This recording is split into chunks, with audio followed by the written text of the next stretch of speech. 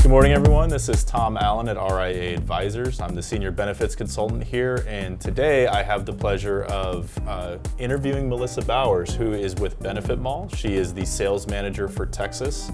And the goal of today with our conversation is just to have an open conversation about what's happening in the healthcare space specifically, so that our clients and even some of the people who just love listening to our material can just be a little bit more informed on the ever-changing landscape of healthcare and benefits in general. So Melissa, just to kick things off, give people a little bit of background about you. How long have you been in Texas, or maybe we're not originally from Texas? Just quick little elevator pitch.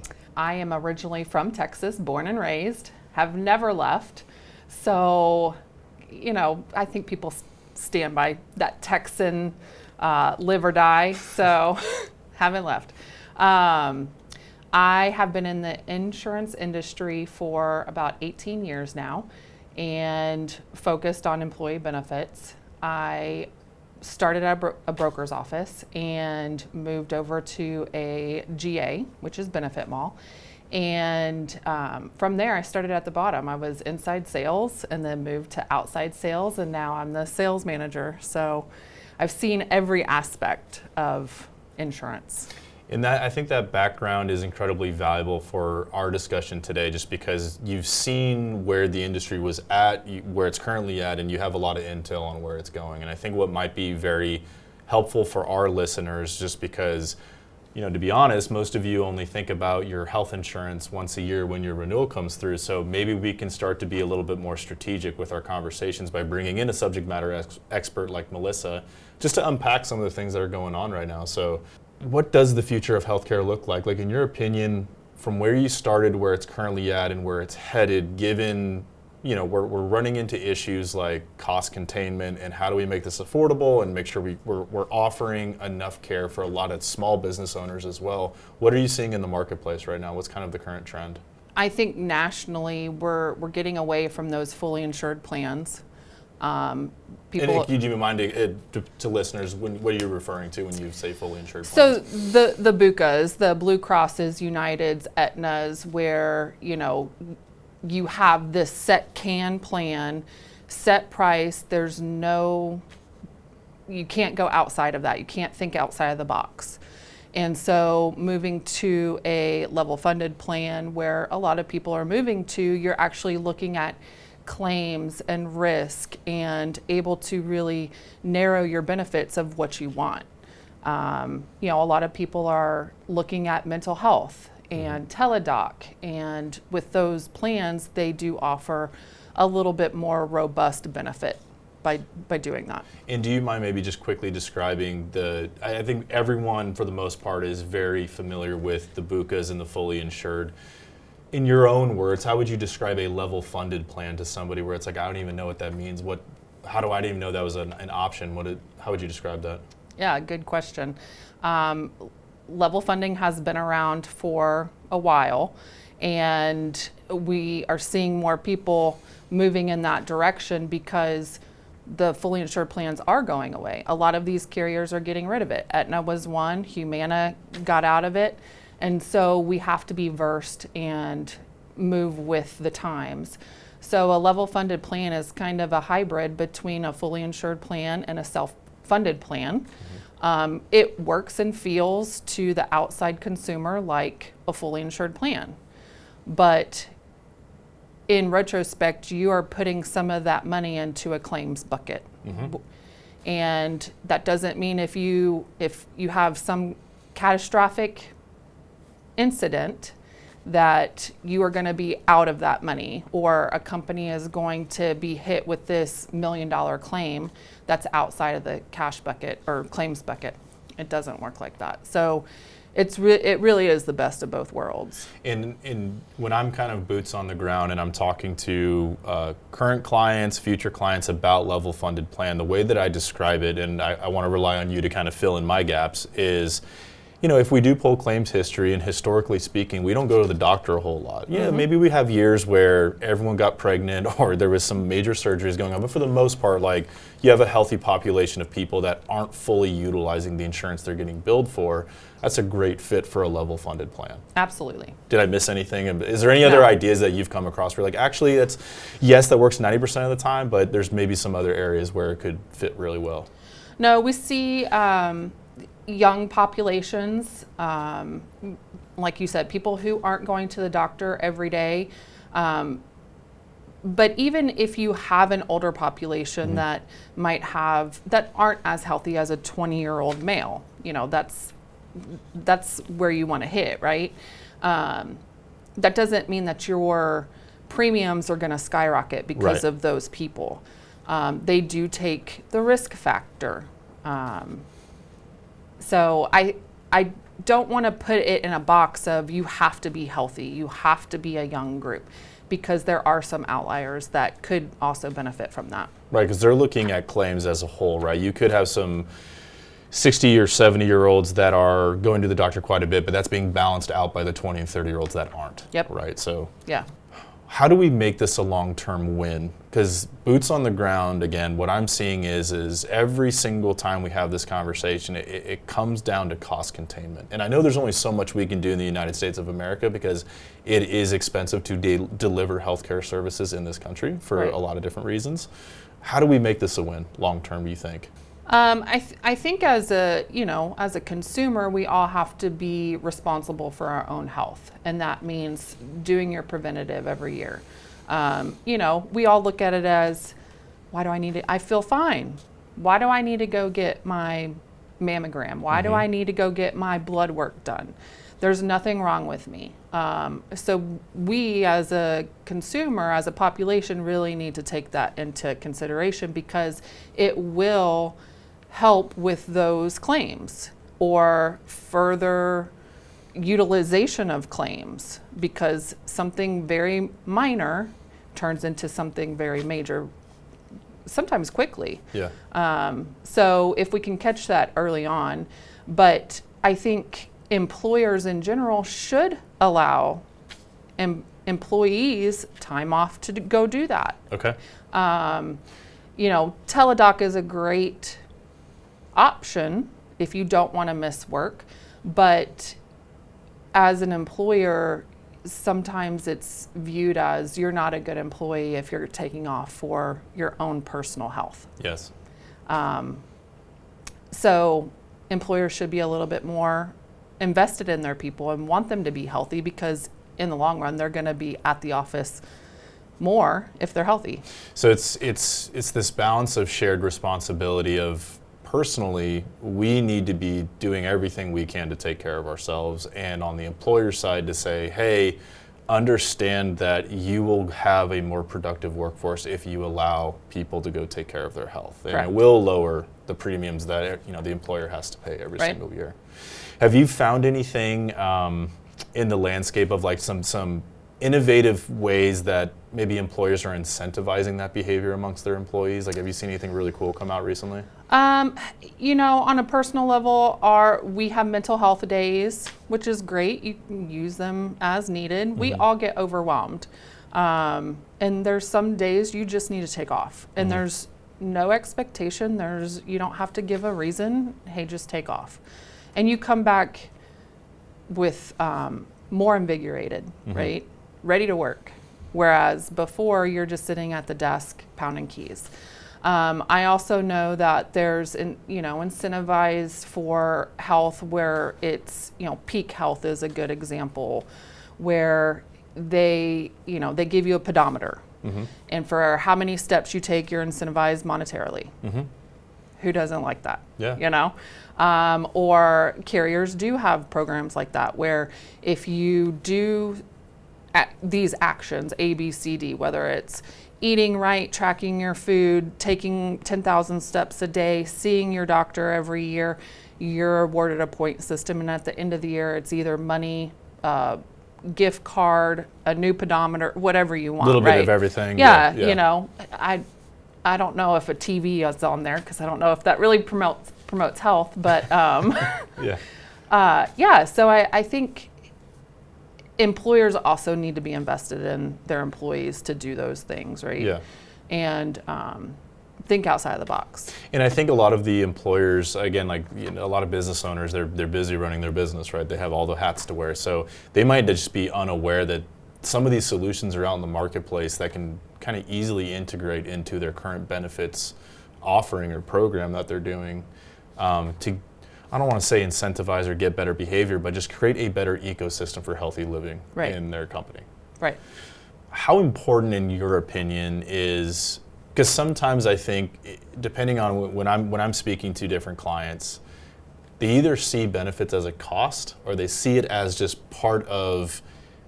this is part of compensation package to take care of my people, right? Some of it is salary and cash and PTO and all that stuff, but other things are like the healthcare and stuff like that.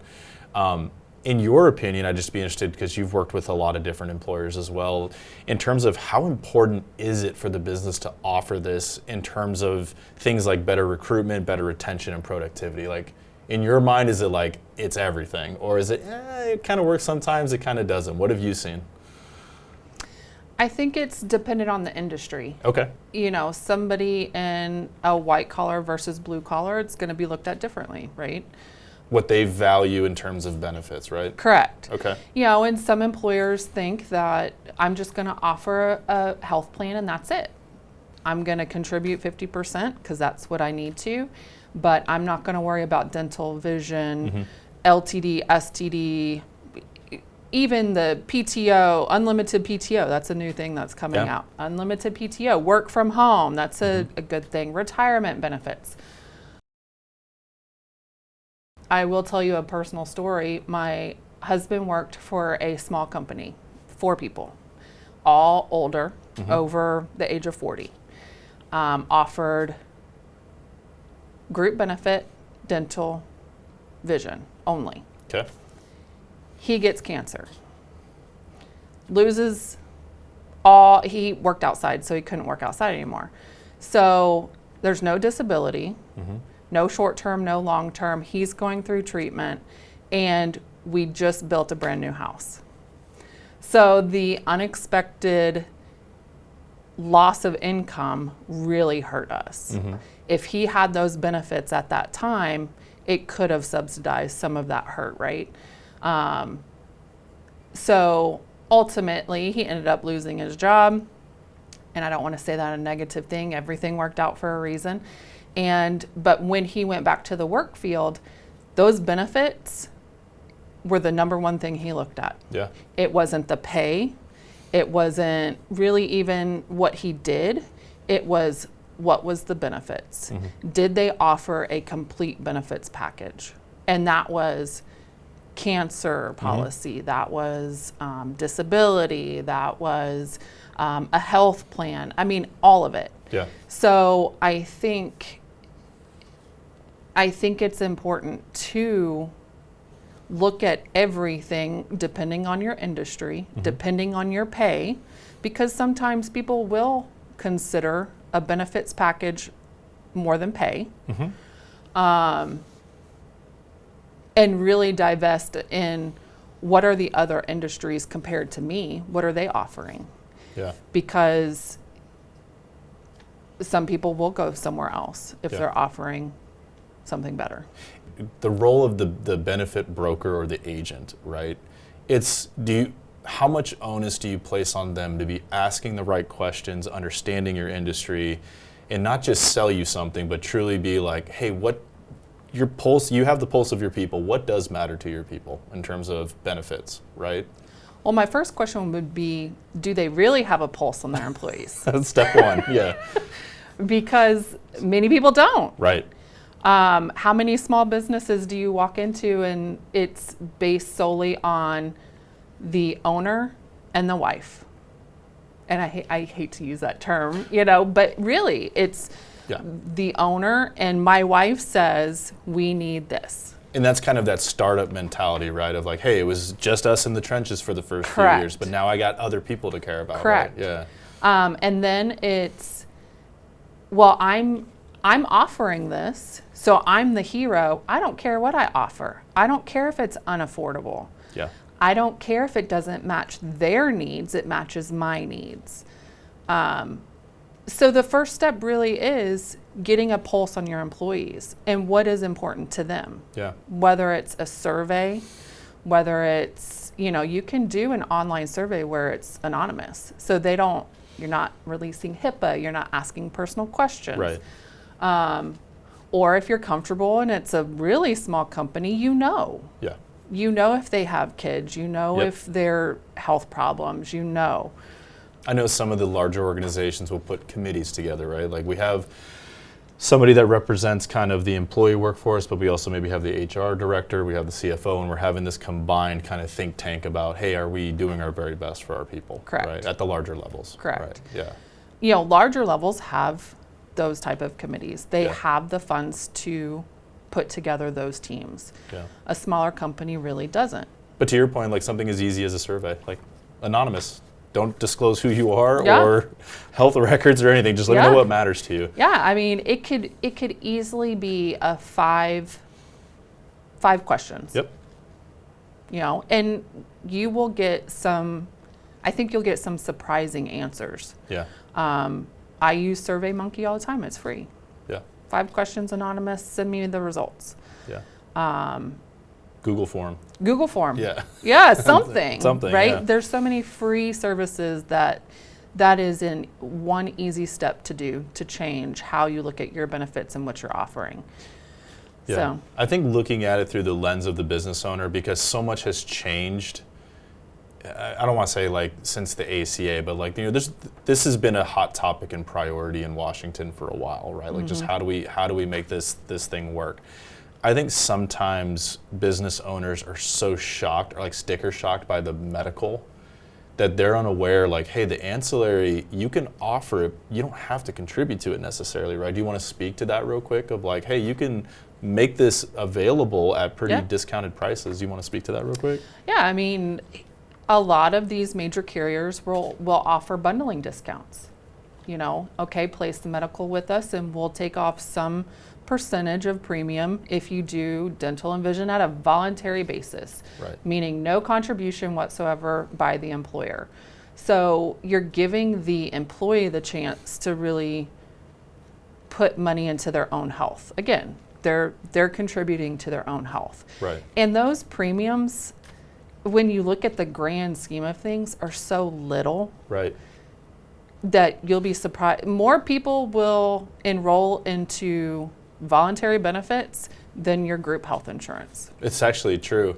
I mean, even if we go back to, the story with your husband, right? Like we're probably looking at maybe like $30 to $60 a month for a long-term care, and that would have been a game changer, right? Like, Yeah. And all you had to do was just offer it, just ask the question, right? Yep. Yeah. Okay, now let's kind of move into the role of a benefits broker, the role of the agent, this partnership of like what our job is, and ideally, like if we're thinking, me sitting in an ivory tower, forget what the industry is doing, what's the right way to do this? Yeah. What are the characteristics that you found in the industry to be top notch? Like this is the standard in terms of this type of relationship and what they're delivering to people. Yeah. I'm probably the worst person to ask this because a lot of people will say you have to be a salesperson first. Okay. Is that what you would say? No. Oh, okay. Let me hear what you're going to say. Completely opposite. I have been told by many employers that I'm a horrible salesperson. So, it's ironic that I'm the sales manager for Texas now. You seem to do okay. Yeah. But, I try and lead with compassion Okay. and empathy and kindness over sales. I've walked away from many sales meetings where I said, this is not the right fit. This is not, what I'm offering is not for you. If we just take a step back real quick, like, what was it about that situation where you're like, this isn't a good fit? You were thinking 5 steps down the road and you're like, I know where this is going to break. Yeah. It could have been, hey, your benefits are great where they're at. Mm-hmm. You don't need me. I'm not going to upsell you something you don't need. It could be just a relation. I don't agree with your stance. Okay. I don't agree with what you're doing to your people. So for me, I have to, at the end of the day, I have to live with my own choices Mm-hmm. and to sleep better And that's treating people with how I would want to be treated.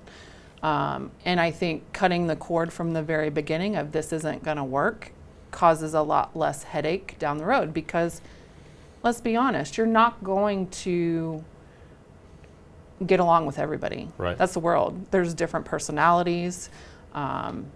So the relationship you don't have to force it.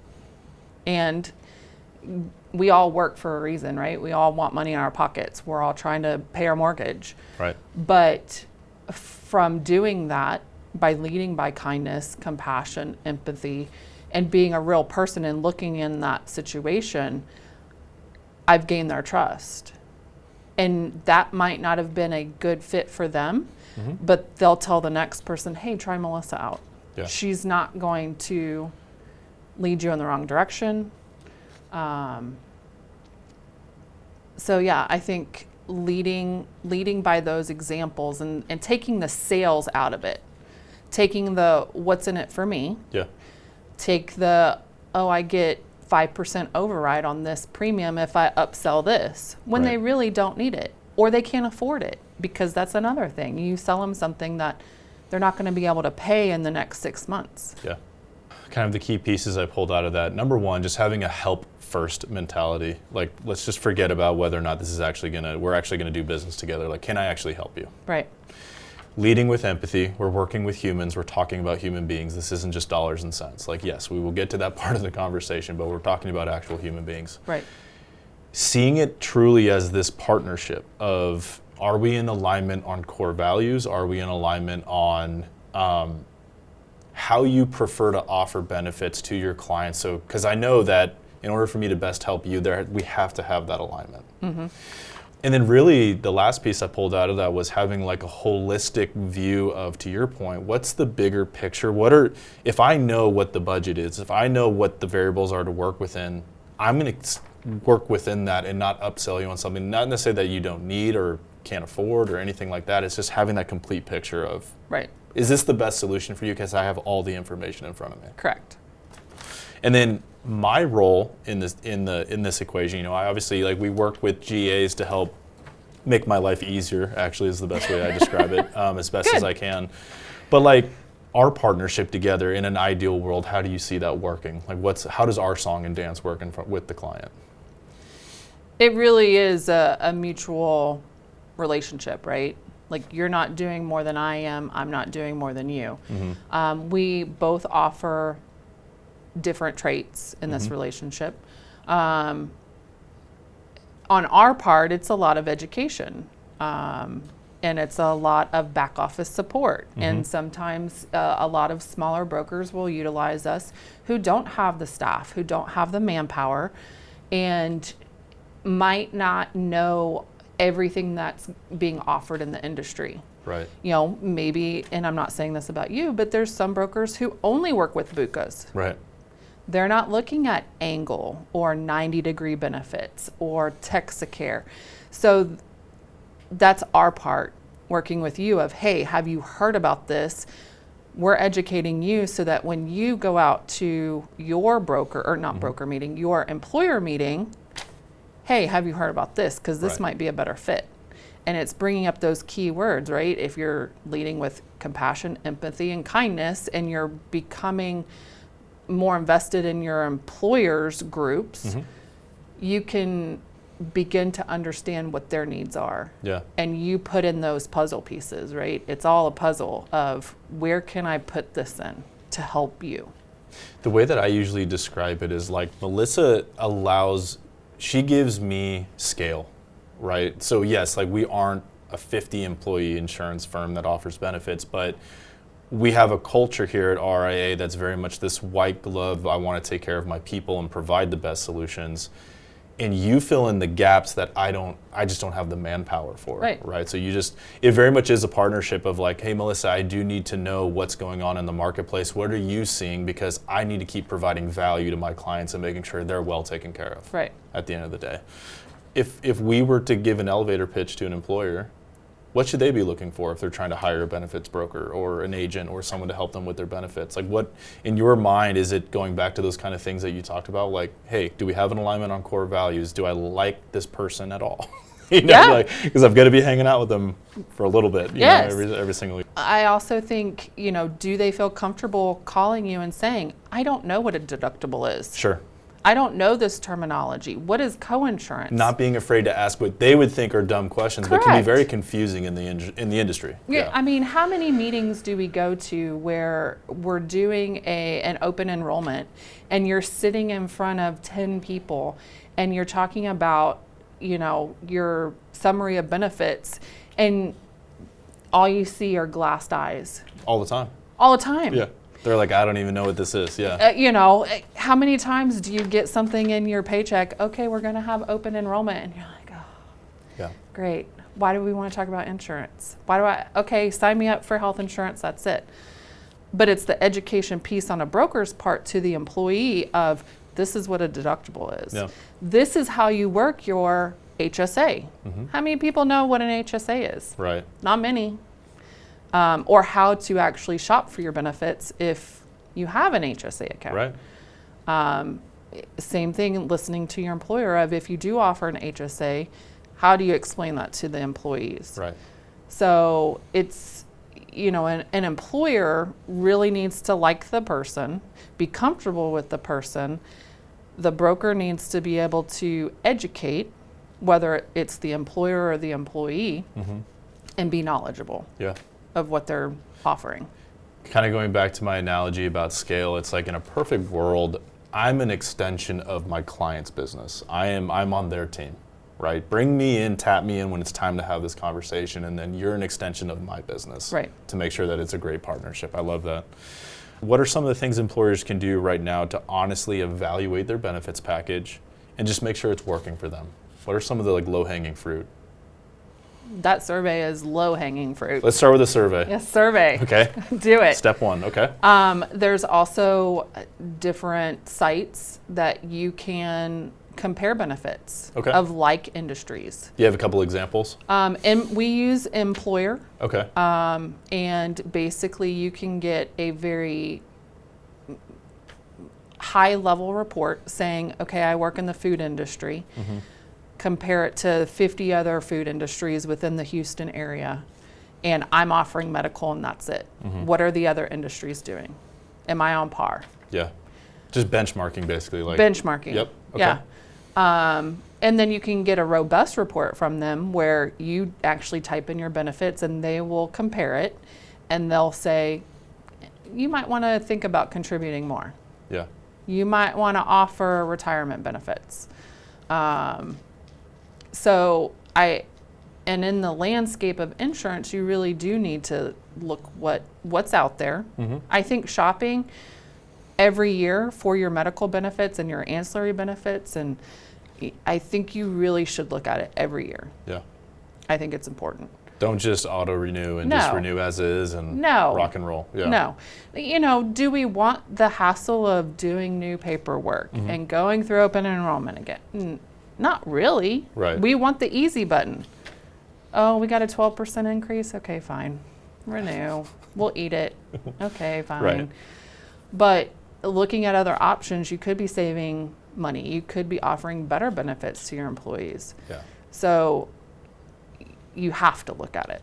And not to make an elevator pitch for RIA or Benefit Mall, but should employers be looking to have 2 to 3 conversations with different brokers just to see hey, how are we vibing? How does this feel?